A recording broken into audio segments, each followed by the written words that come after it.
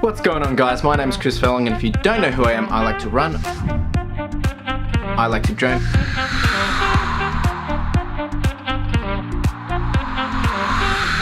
and I like to film. And today we're talking gear. Now, over the years I've used a lot of different gear. I've switched between different shoes. I've used a lot of different headphones. I've actually stuck to the same watch, but I've had a lot of different things over the years. Now, going into 2019, I want to show you what gear I'll be using on a day-to-day basis. Now, as an everyday runner, these are the things that I always go to when I go for a run. So as I go through this gear, I'm going to break it down for you to a what, a why, and a price. The what being, well, what is it? The why being, why do I use it? And the price being, well, what's the price? And this will be Australian, so please bear with me. You'll have to do a bit of research yourself. But I'll put all the links and all the details in the description below. Let's get into it. So the first piece of gear that I'm always using when I go on a run, regardless if it's short, sweet, long, race, whatever it is my Fitletic 16-ounce hydration belt.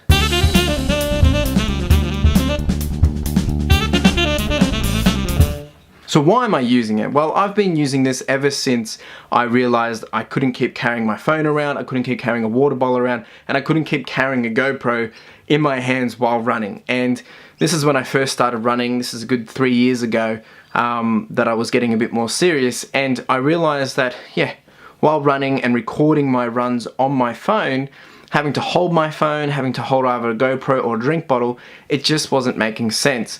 So naturally it made sense that I needed to get a running belt or a running bag. Now at the time, I was only doing 5K distances. Didn't make sense to, you know, spend a fair bit of dollars on a hydration pack at the time. So this belt is what I thought would do best, and I've never looked back. Now it does have the ability to hold my phone, obviously. That's why I got it. It's got a zip pouch just here. The good thing about this is it's been able to hold my iPhone 6 all the way up into the iPhone 8. I do believe it can hold the larger size as well. Do check them out online. They do have a lot of different versions, but I will be keeping this as my go-to running belt.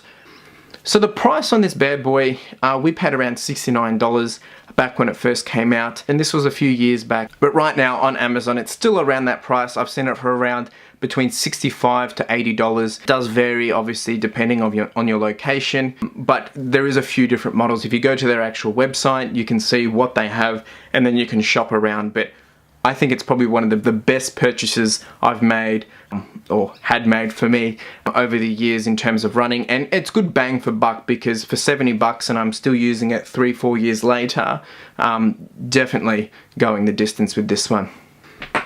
The second piece of gear that I'm using as a day-to-day basis is my pair of headphones. Now, I've always been using Plantronics. I've had to go through 3 pairs over the last 4 years. Actually, it's probably even 5 years now. And Plantronics has always been the headphones I've gone to. But the ones that I'm using for 2019 recently just upgraded are the Plantronics BackBeat Fit 2100 in-ear wireless headphones.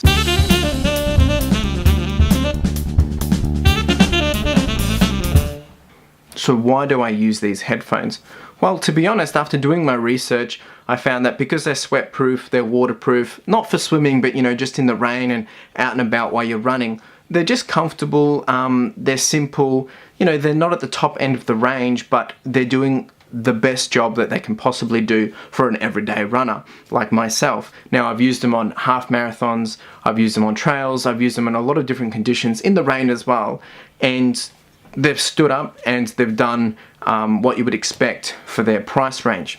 Now, at the same time, the original versions that I've used, which were the BackBeat Fits, they, after 2 years, the first version of those, they stopped working. I think it was just because too much sweat, I'm a big sweater, and they got damaged. Now, they were replaced under warranty, and then I've had the second pair for the last 2 years as well. Now, thinking about that, they have recently just died 2 years after having them, and that was due to what I believe is also moisture damage that I can think of. I don't know what it was, but they're out of warranty, so I just figured, well, end of the year going into 2019, why not I do an upgrade? So I got these ones, and these have just been released, so they are the model up. So what's the price of these? I picked up these for $119 Australian. I think they're retailing around the 160 mark, maybe 140. I got a discount, but yeah, I would expect to pay around $120 to $150 for these. And I think for the everyday runner using these on every time I'm out running, I think it makes sense. If you're keen to be listening to music, I know some people don't really enjoy it, or you know, they have issues with people using headphones while running, but that's another whole conversation. For me, while training, using these headphones, they are top notch. I also use them for the gym and doing yoga and things as well. The next piece of gear, well, this gear changes all the time, but my go-to shoes.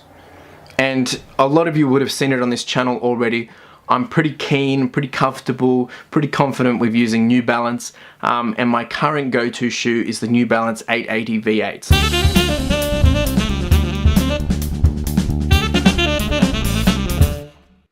Now, you can check out the full video review I've done on this. I've done 2 video reviews, one before using them, and then the second part, which was what does it feel like running in these shoes after 350 kilometers. So why am I using these shoes? Well, to me, they fit. If you've watched the video, there's a bit more details there, but I've put them on, they're comfortable. I do have a wider foot. I'm a 9.5 US size, and I'm wearing the broader version, which is the 2E width.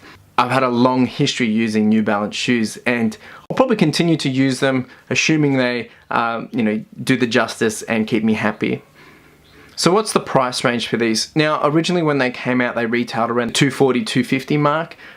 To date, you can pick up a good solid pair for around $150 Australian. That's what I'm seeing on most of the sites these days. So pretty good pair for an everyday runner. These shoes are recommended for going the distance. I use them for training, I've used them for some lighter trails, and I've also used them for 3 of my half marathons of the 4 I did in 2018, so they speak for themselves. The next piece of gear, and it's a recent purchase as well, is the Innovate Race Ultra 10 litre backpack.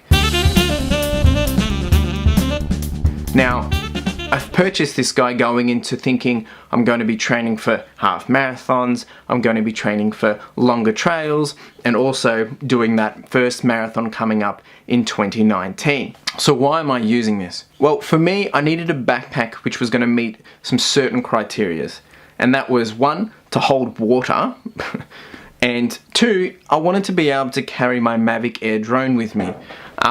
And comfortably as well. So this 10 litre pack, it comes with a total of 1 litre to 500 bottles, and it also has the ability to obviously store up to 10 litres, but that's in terms of capacity, not in terms of a bladder.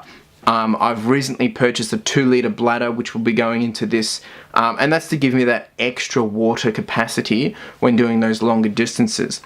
Now, for me, like I said, the priority for this was to obviously be able to hold water and to carry my drone around. But I also use it to put my GoPro in. I can carry my Mavic Air drone with 3 additional batteries, the controller, the GoPro, a total of 1 litre of water on board, a towel, and even some snacks and maybe something else in there as well. So it does have a lot of room to put things in. Everyone obviously does it differently. For my 2 bays trail run coming up, I will be required to have one of these. I'll be needing to put first aid kit in, bandages, and some other gear as mandatory gear for the race. So it is crucial that I have this. So what's the price like? Well, for this one, I think I got it for around $230. Once again, it was a gift. However, from my understanding, you can probably pick it up between $199 to $250, depending where you're shopping from. Innovate are a very good brand. They're not just only doing the running packs, but they're doing a lot of shoes and other accessories as well. So I do recommend checking them out. For me, this bag fits, it's comfortable. I'm a big sweater, so there's nothing I can really do about that, but it's comfortable around the shoulders, no chafing, and you know, I think when having one of these bags, it's very important that it's got that comfort, and this works. The next piece of gear is probably one of the most important pieces of my running. It's the Garmin Forerunner 235.